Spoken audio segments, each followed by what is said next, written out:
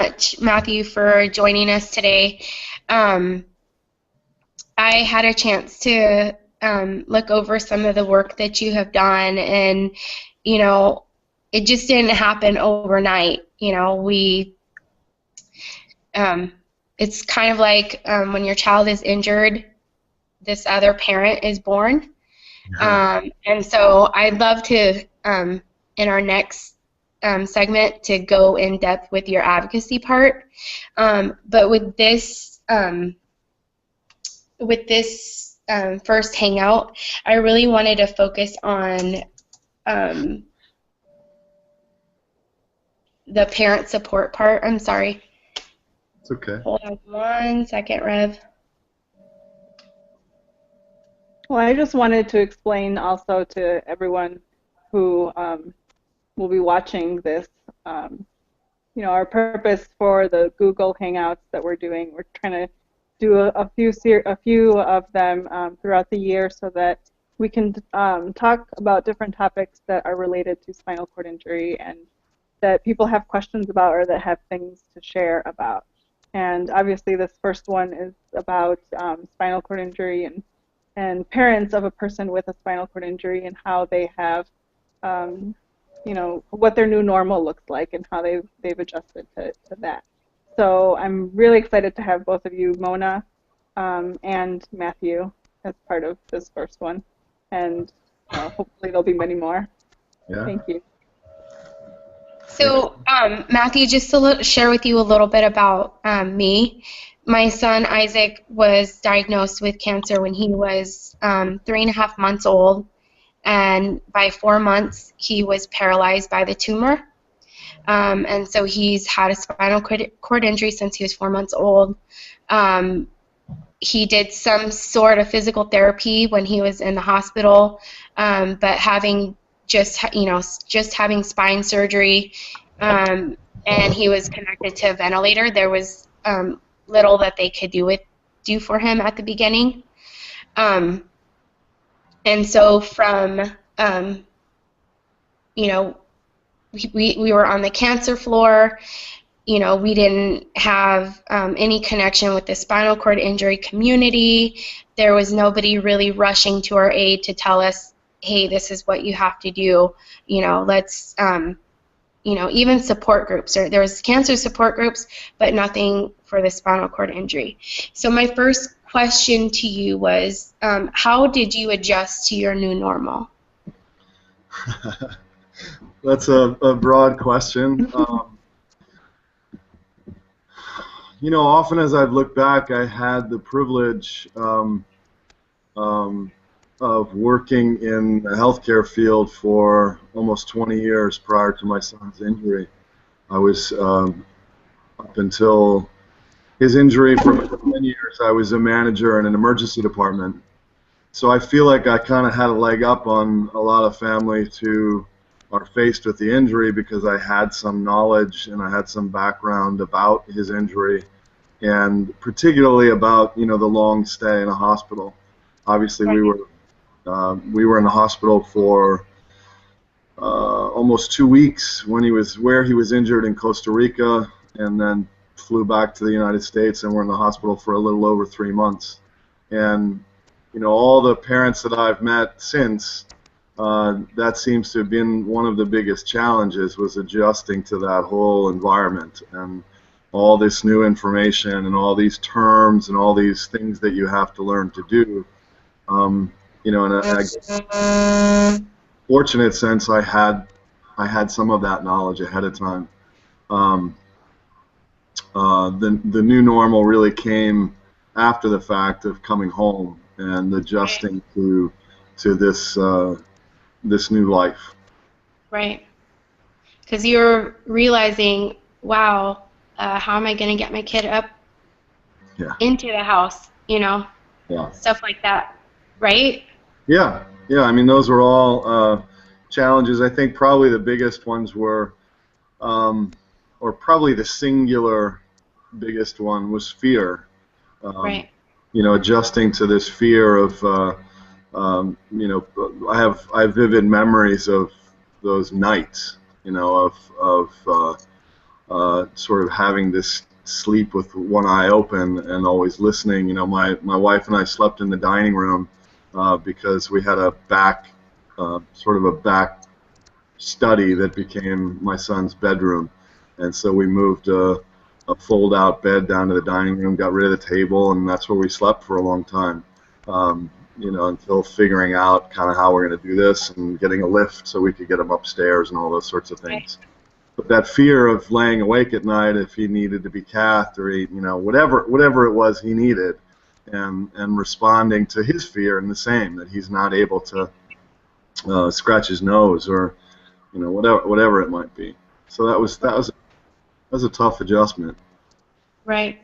Was there ever a time or a moment, you know, even if it was for a split second, where you asked, like, why me, why my family, why my son? No, I don't think I ever really asked that question. Um, that's a complicated one. You know, It's complicated. certainly a lot of things were. You know, I come from a faith background, and maybe a little bit on even a little bit on the fringes already, but Right. you know, I've found it really. We're experiencing technical difficulties with the internet. Apologize for that. Matthew, are you there?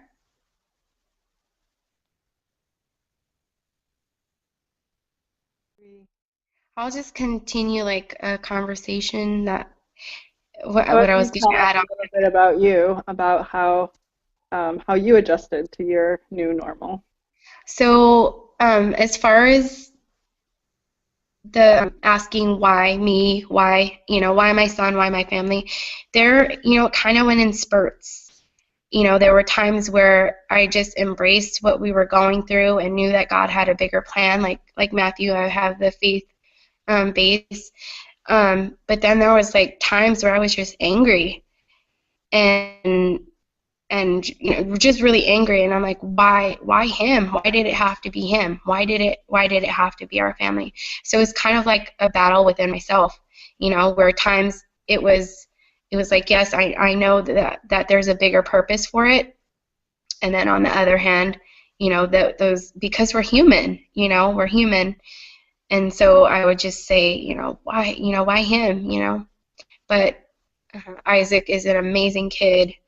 And, you know, adjusting has been kind of like our lifestyle now. It's not that we come to full knowledge of everything. There's new things that we experience all the time. And so I guess it's like living in our new normal, and it's a constant thing. One of the questions that I had for him was if he ever experienced any depression, and just waiting till he gets on. You know, I was already an overweight person, and when Isaac was diagnosed with cancer, and then through his treatments and different surgeries that he's had, I gained, you know, close to 80 pounds on top of whatever weight that I had gained when I was pregnant with. He was my fourth. And so, you know, I often found myself depressed, not really happy with myself, and sometimes feeling helpless because, you know, I really wasn't connected to the spinal cord injury community. I didn't have the support really until I met Rebecca, until I met you. There you are. It is on. Okay. We see you now. You Can see you hear me? us? Okay. I'm sorry, I don't know what happened. It's okay. So what I was sharing with Rebecca was that for me it was a little bit different. I did, you know, I am from faith-based too, and there were times where I really embraced, you know, our whole new journey. But there was like moments where I was just angry and didn't understand why. You know, it was like one tragic thing after another, why our family had to experience all these traumas. But I always came back to there is a bigger purpose. Like, we're not here just to, you know, just to suffer through life. You there? I am. So, so that was, you know, that was my experience. One of the questions that I have for you was, you know, adding on to that, did you ever experience any depression? No, not. I don't think depression per se. Certainly, you know, quite a bit of sadness, lots of tears. My son was injured right before his 16th birthday, just kind of in the period where he was kind of breaking out, and that's even how he described it. He was in Costa Rica on a student exchange program, just 2 weeks into it, and described it as a kind of a period where he was kind of realizing that he was who he thought he was, sort of, but he needed to get away from home in order to figure that out. And so there was a lot of sadness around, you know, that sort of path being thwarted, and then him finding a new path. So lots of sadness, but I don't think really any depression. Maybe I'm unique in that way. I've seen therapists in the past during a long divorce process, and I've been told that I'm very low risk for depression. So I guess I'm blessed with that. Well, tell us more about your son. I know he's doing some pretty awesome things now. Yeah, he is. My son was a musician, and is a musician, but he was a piano player prior to his injury, and he's a pretty accomplished player. And even in the year or two previous to his injury, he started to experiment with other instruments. And for the first couple of years, I don't think he saw a way back to being a musician. And I think that was maybe one of the most difficult things for him to adjust to. But he did eventually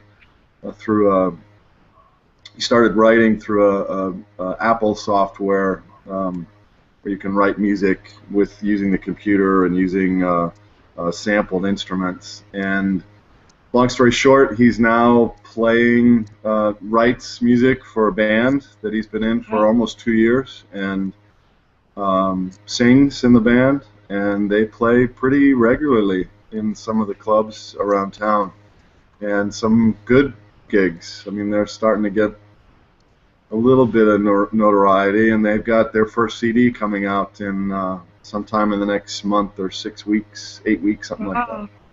So it's pretty cool to see him making music and to be still chasing his passion in a way that he, you know, previously thought he couldn't do it.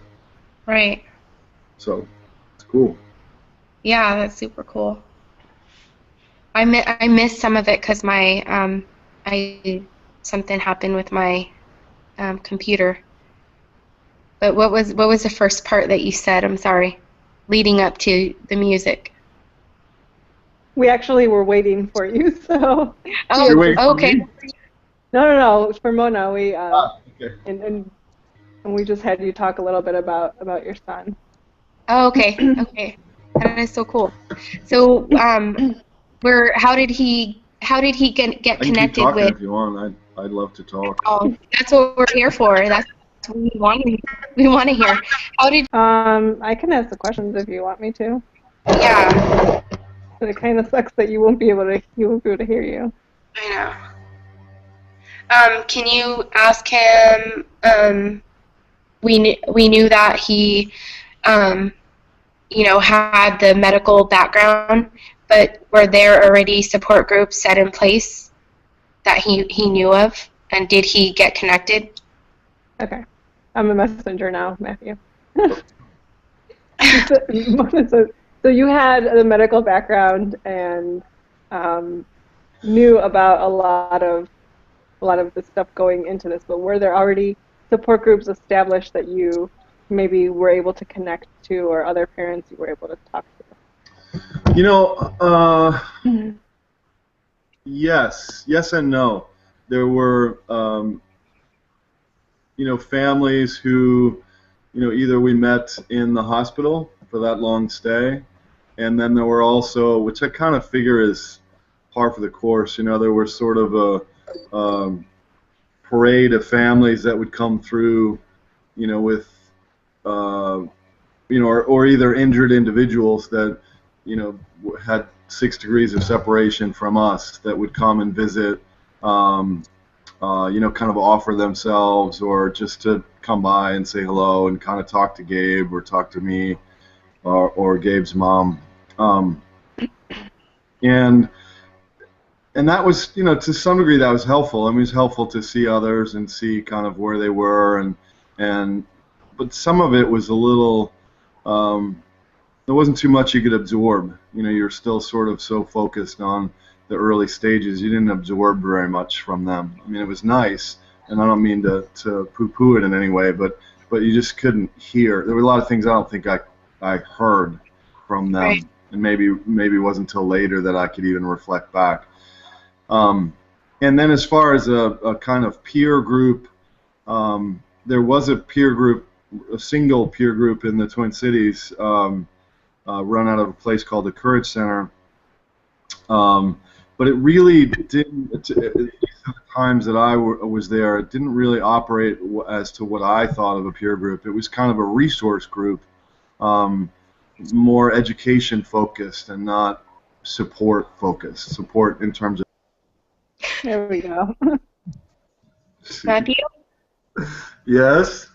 can you hear me? I can hear you now. Okay. Awesome. Okay. Good. So I can relate to what you're saying, because from the cancer part, I didn't have any support for the spinal cord injury part, but the cancer part, I had a lot of things that I had to know how to do before I left the hospital. Mm-hmm. I actually had a test before I left. I had a list of medications my son had to be on. And so, you hear all this stuff, but really it's just like in one ear and out the other. Not that you don't care, but your mind is so overwhelmed with a bunch of other things already, and hearing one more person's story, or, it just, and then also too, for me, like, there was one mom that was just super negative about, the survival rate. And so for me, I was like, I had to pick and choose who I wanted to be around inside the hospital, because I was believing my son was going to live, and I didn't want to hear her percentages on survival, and I didn't care, what she thought about my son, and for stuff like that. It's like I didn't care. And so there were people that I did distance myself from, because, I was just trying to hang on to whatever little hope that I had, left in my body, because our whole world was just ripped apart, Yeah. So I can totally relate to that part of, there was a little bit of support, but, not what you were looking for, or it just wasn't the right time for you. But that's cool that, there were people that were rushing to your aid, because now, you're on that end, and you're out rushing to other people's aids and saying, hey, whenever you're ready, I'm here, and you do have a story of hope. You have hope. And I think that's what,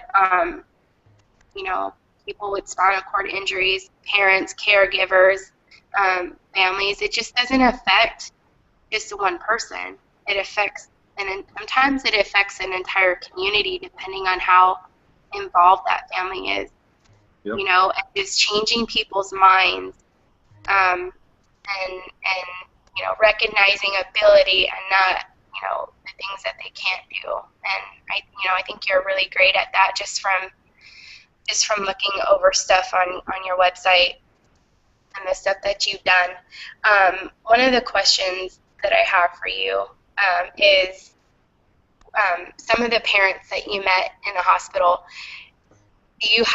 Would you say there were some that you were just bonded to, and it was just like, oh, I feel like I've known you forever, and you know, it's that instant bond, not really that you knew each other so great, but you just were bonded through this tragedy?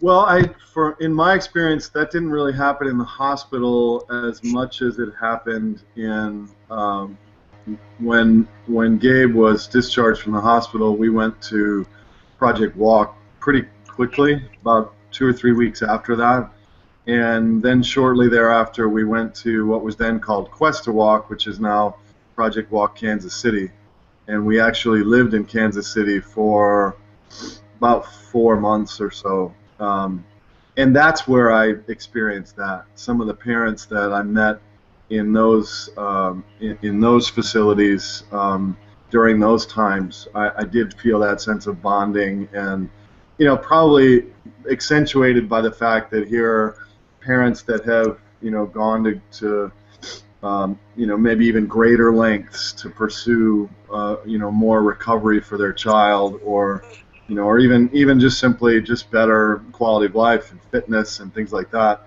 You know, there was a bond in that experience of having to get there and do some of the things that were necessary to do that, whether it's raise money or commit money or do the work of finding a place and living in another place for a longer period of time.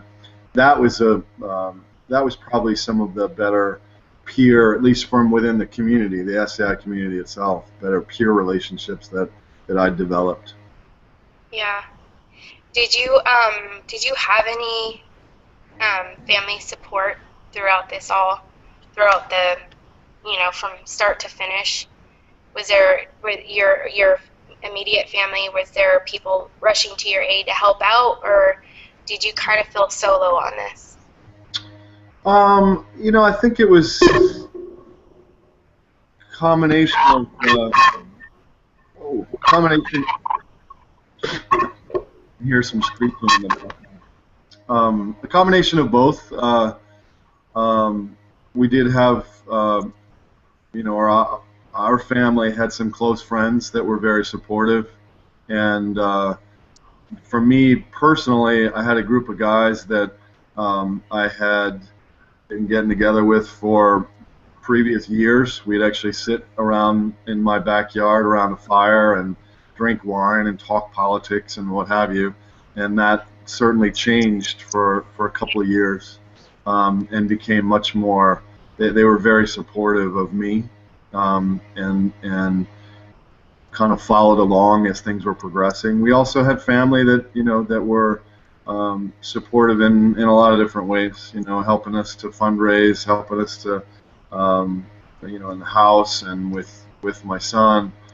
But of course, you know, some of that stuff falls away, and you know, you're 24/7, and that support, even though it's good, sometimes you do get this little feeling of it's just you guys, you know, it's just you know, your immediate family against the world, because, you know, that as that sort of falls away, it's still, you're still getting up to the same world that you see from out your window. Right. You know? Right. And things look so different. I mean, you know, I'm on the PTA, and you know, just organizing fundraisers, and I come to the PTA with a different perspective, because they're planning different events and planning different things, and all I can think about is, can my son, you know, is my son able to access? That's like all I think about when it comes to him. Can he access it? You know, and it's like our brains just switch. It's like, you know, you just have this normal, let me put a Band-Aid on your owie, and then now your mind just totally switches, and I don't know, you just become this different parent, and more aware of the world, and not just, for me, not just spinal cord injury, but with anything in life, any illness or any other type of disability. Like, you just become more aware of the world. Do you agree with that? Yeah, I do. This is sort of funny, but there's a gentleman here in the Twin Cities who's given me some criticism at times. He's from within the spinal cord injury community and gives me criticism that, kind of about how I'm too focused on my son or too focused on, whatever. But one of the things that he says to me is, well, you wouldn't even be advocating for this community if your son wasn't injured. And I think, well, yeah, and if you hadn't been injured, you wouldn't be in this community either, So Right. it's sort of ubiquitous that, yeah, that this sort of retools the lens through which you see everything. Yeah. Absolutely. Yeah, I agree. I often think about that. It's like, I'm active in spinal cord injury, different organizations, and it's not that I was a selfish person before, because I wasn't. But like I said, my eyes are really opened, and my heart has changed a lot. And it's not so much more like what can anybody do for me, but it's like, okay, how can we work together and make some change happen? And and that starts with just a little bit of hope. And some people don't understand that. They don't understand the hope piece, and just really believing that change can happen if we just work together. So I'm really proud of your efforts and all that you're doing in the spinal cord injury community. And although people don't always agree on on issues in the spinal cord injury community, we're not always going to agree, but we always have to come back to the place to where we're in this community not by choice, but we should live our life like it was our choice, and do the things and make change and work together despite our differences, So that's my 2 cents in, the whole people disagree and bring criticism on, because really I wouldn't either. If we're all going to be honest, I didn't know, and it took my son being injured for me to realize, it's a whole new world. Yep. It's a whole new world, and just like I said, going to an event at the school, or going to a friend's house. Rebecca even experienced this when I went to visit her in Portland. She's like, well, do they have a big bathroom? So she has to think about accessibility. Can I get into the bathroom? Yep. That's just stuff that our minds have changed too. Yep. One last question for you. As far as the resources in the hospital, I know you said that you were connected. Was there any resources, like a social worker in your hospital, that connected you with like disability or you? Oh my God. Us. Now I forgot my question. I told her it was because she said we have one more question. That's what it was. I asked it, right? What resources you found? What's that? Social worker in the hospital, or resources in the hospital. Resources, yeah. Were there any that you would say anybody that's newly injured, they need to make sure that they have this type of resource in the hospital or get connected at some point? Yeah. Well, we did have a good social worker in the hospital who connected us to sort of all the necessity resources for home modifications and continuing care outside of the hospital, all that sort of stuff. Um, Social Security, etc. All of those things were pretty well provided, uh, and I think that's critical. It's sort of another blessing living in Minnesota. Minnesota has pretty good care, pretty good medical care, and pretty good services.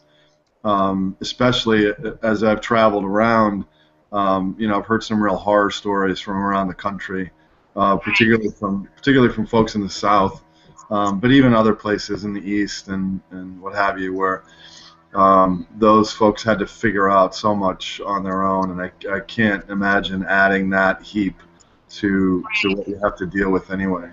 So yes, absolutely a social worker, and I'd tell people if they don't provide it for you, then you have to ask for it or demand it or find out how to get it. That's good. Do you visit hospitals and do you do that? Say that again. Do you visit hospitals? I have a few times. Yeah. It's not something I do on a regular basis, but yeah, I have on a few occasions. Yeah. I have a question for. Oh, sorry. Go ahead. I have a question for both of you in terms of. I don't know. I know Mona, you have other children, but Gabe, I don't know if Gabe has brothers or sisters. Was there something? I mean, how was that in terms of a parent and having the siblings and your son with an injury? Well, in my case, Gabe has a younger brother, and then an even younger stepbrother, and there's some challenges there. My youngest, the stepson, is mildly autistic, and one of the ways that it expresses itself is he doesn't have the greatest filters, and so he's still actually jealous of some of the things that I have to do for Gabe. If it's, we might just sit down to dinner and I get a text from Gabe saying, I think I need to be cathed, or I dropped my phone and he's emailing me or Skype texting or something like that. Can you come over? No, my roommates aren't home. Can you grab my phone? So my youngest one is still jealous even now of some of those. I have to drop everything and run, which was much less of that now than there was earlier on. And then with Gabe's younger brother, who's just a few years younger, I can remember on several occasions we would have conversations, and I coined this term. I would try to anticipate what might happen, and I told him that he has a Brad Pitt brother syndrome, or Brad Pitt's brother syndrome. And he would, the first time we had a conversation, he's like, "What do you mean?" And I said, "Well, have you ever heard of Brad Pitt's brother?" And he'd be like, "Oh." And so we'd have this thing like, well, your brother gets all the attention. Your brother's the, for some people even, he's the inspiration, because he's facing his injury and what have you. And so I would try to explain to him that you're going to have to sort of carve out your own place and recognize that, your brother's going to sort of usurp some stuff for a while. And that's going to be a challenge, and it's going to be difficult, and you might feel resentment, and it's important that we talk about that stuff instead of turn it inward. And I think overall he's done pretty well in adjusting to that. There were some periods where it was very difficult and would kind of turn it in on himself, but I think he's come out of that for the most part. So yeah, that's a big challenge. Rebecca, I can barely hear you guys. What was the question? The question was, about Isaac's siblings, and how has that been challenging for you as a parent? with the siblings. Yeah. So when Isaac was diagnosed, he, all the attention was on him. The attention is still on him, just with the playground and stuff like that we're doing. My older one had a hard time, my oldest, and then she kind of, realized that, hey, this is, we need to stick together, we need to work together. The one that I'm having a hard time with is my middle boy. And he pretty much, he was 2 years old when Isaac was diagnosed and grew up in a hospital with Isaac, because that's what we did. And, everything had to change, plans were changed. If Isaac got fever, we had to rush to the hospital. And so it was Isaac, Isaac, Isaac, Isaac, and it's still Isaac, Isaac, Isaac. And so he does get a little frustrated. And so just really what we do is we try to do like one-on-one time with him, or like my husband will take him out for a Slurpee or something, or, try to do something special for him. And then one of the things that one of his teachers has suggested, I do all these videos for Isaac for like awareness and stuff, and one of his teachers suggested that I make a video of just Joshua. And so I think because it does take a lot of time to do those things, but that's one of the things I really want to do for Josh, just to show him that, he is appreciated and we love him, and he isn't any less special than Isaac is.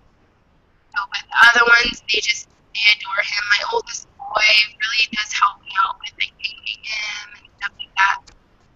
And so yeah, the one that I have a hard time with is the middle. Well, that was my question. I don't know if you're Mona. Do you have any additional ones? No, I really appreciate, Matthew, that you took the time to come and share your story, and just your willingness to help us out. It's awesome, and we can see your heart through that. You're just excited about it.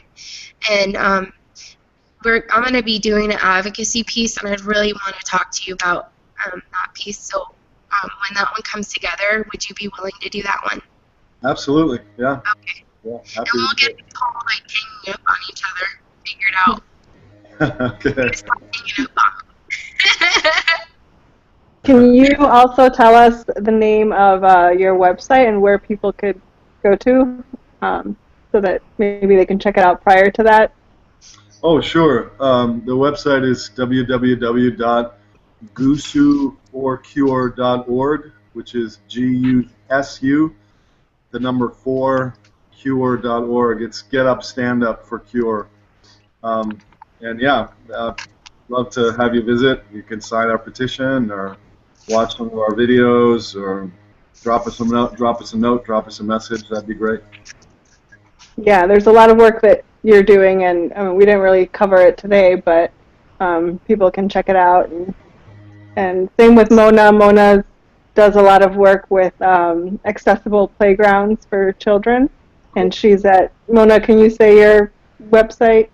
It's facebook.com/theblueslide project.